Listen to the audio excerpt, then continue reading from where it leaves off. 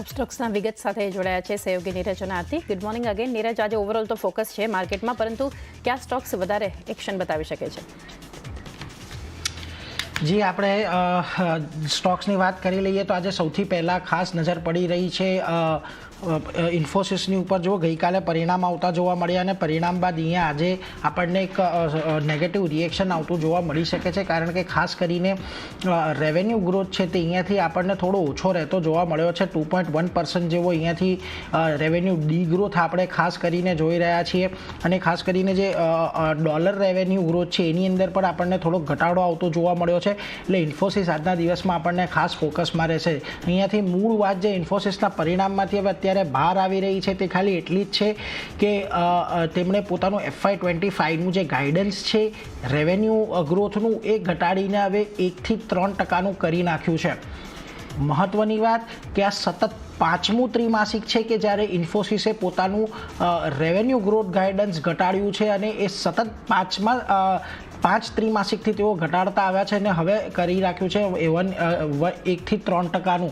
હવે જ્યારે આપણે આ વખતે એક્સેન્ચરના પરિણામો જોયા હતા ત્યાં પણ એક જે પ્રકારનું રેવન્યુ ગ્રોથની અંદર આપણને ઘટાડો જોવા મળ્યો હતો ગાઈડન્સની અંદર, એવી જ રીતે અત્યારે ઇન્ફોસિસ પણ એક પગલે ચાલી રહી છે. ગઈકાલે ઇન્ફોસિસના ADRમાં આપણને ખાસો એવો ઘટાડો જોવા મળ્યો હતો અમેરિકાના બજારોમાં, એટલે એ સંકેત આપે છે કે આજના દિવસે આપણને અહીંયા ઇન્ફોસિસમાં એક ઘટાડા તરફી કારોબાર જોવા મળી શકે છે. અને જે પ્રકારના ન્યૂઝ આજે આપણને આંતરરાષ્ટ્રીય લેવલે આવતા જોવા મળ્યા છે, કદાચ આ જે ઘટાડો છે ઘટાડાને વધારે લાંબો લઈ જાય એવી અત્યારે તો શક્યતા છે. બીજી તરફ બ્રોકરેજ જોઈ લો, આજે ઇન્ફોસિસ પર જે આપી રહ્યા છે જેફરીસ બાય કોલ આપી રહ્યા છે, 1630નો ટાર્ગેટ આપી રહ્યા છે. એમણે કહ્યું છે કે Q4 રિઝલ્ટે ઘણા અહીંયાથી જે એસ્ટિમેટ છે એ બીટ કર્યા છે. જોકે તેમનું એવું કહેવું છે કે ખાસ કરીને જે સારી ડીલ એમણે લગભગ 17 બિલિયન ડોલરની ડીલ કરી છે, અને એ સારી જે ડીલ કરી છે એને કારણે અહીંયા ભવિષ્યમાં માર્જિન એક્સપાન્શનની જગ્યા રહે છે. સિટી જુઓ ન્યુટ્રલ કોલ આપી રહ્યા છે, ટાર્ગેટ કાપીને તેમણે 1550ના કર્યા છે. એમણે કહ્યું છે કે જો બધી વસ્તુઓ અહીંયાથી સારી રહેતી જોવા મળી છે તો ઘટાડે તેઓ અહીંયાથી ખાસ કરીને ખરીદી કરશે. અને નોમુરા જુઓ 1400ના ટાર્ગેટ આપી રહ્યા છે ન્યુટ્રલ કરીને. તેમનું કહ્યું છે કે વીકર દેન એક્સપેક્ટેડ ગાઈડન્સ FY25નું જે ગાઈડન્સ આપ્યું છે, અને ખાસ કરીને તેમનું પણ માનવું, તેમણે પણ અહીંયાથી FY25-26ને EPS અનુમાનો છે 2 થી 3% જેટલા ઘટાડ્યા છે.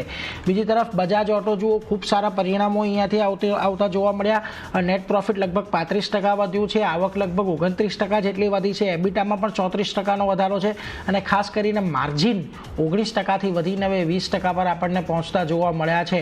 જે પ્રકારનું સારું સેલ્સ રહ્યું છે કંપનીનું આ 3 મહિના દરમિયાન, એટલે વોલ્યુમ લેડ ગ્રોથ પણ અહીંયાથી આપણને સારો એવો જોવા મળ્યો છે, અને ખાસ કરીને એ જ પરિણામ અત્યારે આપણને રિઝલ્ટના આંકડાઓની અંદર દેખાઈ રહ્યો છે. 125cc વધારે એના સેગમેન્ટમાં કંપનીની લીડરશિપ અહીંયાથી યથાવત રહેતી જોવા મળી છે. 3 વ્હીલર અને ખાસ કરીને ઇલેક્ટ્રોનિક 3 વ્હીલરનું જે પ્રકારનું ટ્રેક્શન વધતું દેખાઈ રહ્યું છે એને પગલે આજે આપણને બજાજ ઓટોમાં એક સારી એવી તેજી જોવા મળી શકે છે. બ્રોકરેજ જુઓ, થોડાક આજના દિવસમાં બુલિશ છે. જેફરીસ બાય કોલ આપી રહ્યા છે, 10,500ના ટાર્ગેટ આપી રહ્યા છે. તેમનું કહેવું છે કે FY24-26માં જે CAGR ગ્રોથ છે EPSમાં તે 19%નો રહી શકે છે. તેમણે FY25-26ને EPS પણ 4% જેટલા વધારીને 4% કર્યા છે. CLSA જુઓ, સેલકોલ આપી રહ્યા છે, 6,889ના ટાર્ગેટ આપી રહ્યા છે. એમનું કહેવું છે કે સ્ટોક અત્યારે જે હાલમાં આપણે આ સ્ટોકની અંદર સારી એવી તેજી જોઈ હતી તેને કારણે સ્ટોક અહીંયાથી વધારે પડતો ઓવરવેલ્યુડ થઈ ગયો છે, એટલા માટે અહીંયાથી હવે થોડુંક અહીંયાથી ઘટાડો આવી શકે છે એવું તેમનું માનવું છે.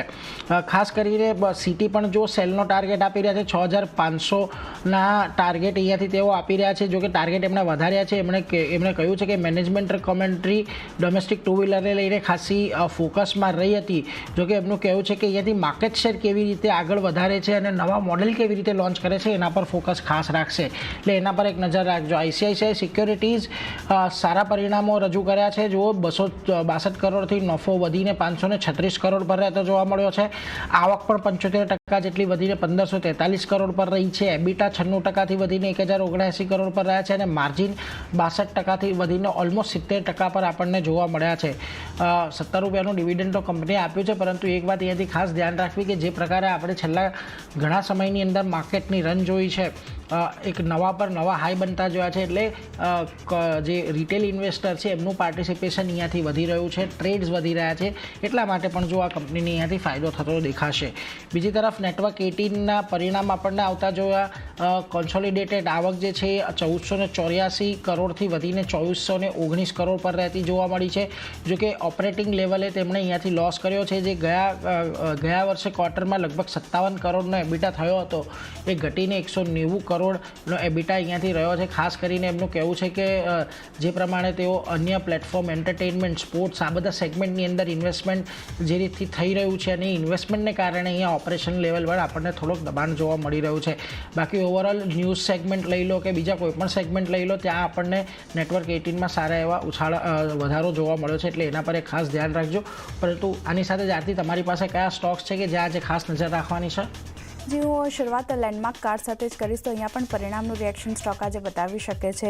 ખાસ કરીને આવકની વાત કરીએ તો 8.2% વધારો આપણને જોવા મળતો દેખાયો છે અને 1311 કરોડની આસપાસ આવક જે છે તે આપણને પહોંચતી દેખાઈ રહી છે. આફ્ટર સેલ સર્વિસ અને જે સ્પેર પાર્ટ્સ છે તેની વાત કરી લઈએ તો તે પણ આપણને 13.33%નો વધારો આપણને ત્યાં પણ જોવા મળતો દેખાય છે યર ઓન યર ધોરણે. તો એક સારા પરિણામ છે. લેન્ડમાર્ક કાર્સનું કાઉન્ટર નજરમાં રાખવાનું રહેશે.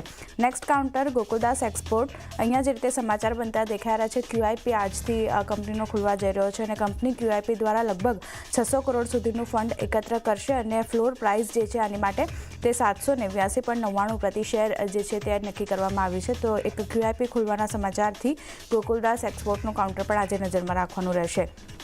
GMR airport next counter. અહીંયા બિઝનેસ અપડેટ જાહેર થતા દેખાયા છે. પેસેન્જર ટ્રાફિકની વાત કરીએ 12.1 કરોડને પાર પહોંચતી દેખાઈ રહી છે અને પેસેન્જર ટ્રાફિક પર્સન્ટેજની વાત કરીએ તો 20% વધી અને રેકોર્ડ સ્તર પર આપણને પહોંચતા દેખાય છે. સાથે જ સ્થાનિક અને આંતરરાષ્ટ્રીય જે ટ્રાફિક છે તે આપણને રેકોર્ડ ગ્રોથ પર પહોંચતું દેખાયો છે અને સ્થાનિક ટ્રાફિકની વાત કરીએ તો 17%નો વધારો ત્યાં જોવા મળતો દેખાયો છે અને ઇન્ટરનેશનલ ટ્રાફિકની વાત કરીએ તો 33%નો વધારો આપણને ત્યાં જોવા મળતો દેખાયો છે. તો એક સારા બિઝનેસ અપડેટના કારણે GMR એરપોર્ટનું કાઉન્ટર પણ આજે પોઝિટિવલી રિએક્શન આપી શકે છે. ફોકસ રહેશે. રેલવે કાઉન્ટરમાંથી RVNL પર ફોકસ, કારણ કે અહીંયા કરાર કરવાના સમાચાર આવતા દેખાયા છે. કંપનીએ Turkish engineering consulting and contracting company જે છે તુમાસ ઇન્ડિયા સાથે કરાર કર્યા છે. ભારતમાં પબ્લિક ટ્રાન્સપોર્ટેશન અને ઇન્ફ્રા પ્રોજેક્ટ માટે આ કરાર કરવામાં આવ્યા છે અને બંને કંપનીઓ પ્રોજેક્ટ પર પાર્ટનરશિપ જે છે ત્યાંથી કરતી જોવા મળશે. તો ટર્કિશની કંપની સાથે જે કરાર કરવામાં આવે છે તેને કારણે RVNLનું કાઉન્ટર આજે પોઝિટિવલી રિએક્ટ કરી શકે છે. નજર રાખવાનું રહેશે. ITC આજે ફોકસમાં રહેશે. અધિગ્રહણ કરવાના સમાચાર કંપની માટે બનતા દેખાઈ રહ્યા છે. ITC ઇન્ફોટેક બ્લેઝ ક્લીન ટેકનોલોજીસનું અધિગ્રહણ કરશે અને લગભગ 485 કરોડમાં 100% હિસ્સાનું અધિગ્રહણ કરવામાં આવશે ITC દ્વારા અને ITCની સબસિડરી કંપની જે છે ITC ઇન્ફોટેક તેના દ્વારા અધિગ્રહણ કરવામાં આવ્યું છે. તો ફોકસ ITCના કાઉન્ટર પર પણ રાખવાનું રહેશે. ગોવા કાર્બનની વાત કરી લઈએ તો અહીંયા પોઝિટિવ સમાચાર છે. નેગેટિવ સમાચાર છે. ખાસ કરીને કામકાજ બંધ કરવામાં આવ્યું છે. જે બિલાસપુર યુનિટ છે તેમાં ટૂંક સમય માટે કામકાજ જે છે તે અહીંયાથી બંધ કરવામાં આવ્યું છે અને મેન્ટેનન્સ વર્ક માટે આ કામકાજ બંધ કરવામાં આવ્યું છે. તો એક ગોવા કાર્બનનું કાઉન્ટર પર નજરમાં રાખવાનું રહેશે. અને છેલ્લે કોનકોરના કાઉન્ટર પર નજર કરી લઈએ તો MOU સાઇન કરવાના સમાચાર છે. અહીંયા PSA મેસા સપ્લાય ચેઇન PTE સાથે MOU કર્યું છે અને ગ્રાહકોને લોજિસ્ટિક સર્વિસ પૂરી પાડવા માટે આ MOU જે છે સાઇન કરવામાં આવ્યા છે. તો કોનકોરનું કાઉન્ટર પણ આજે નજરમાં રાખવાનું રહેશે. ગોવા કાર્બન પર પણ ફોકસ રહેશે અને RVNL ખાસ નજરમાં રાખવાનું રહેશે. તો ચાંદની આ બધા સ્ટોક છે જે નીરજે જણાવ્યા, મેં જણાવ્યા બધા પર ફોકસ રહેશે. જી નીરજ અને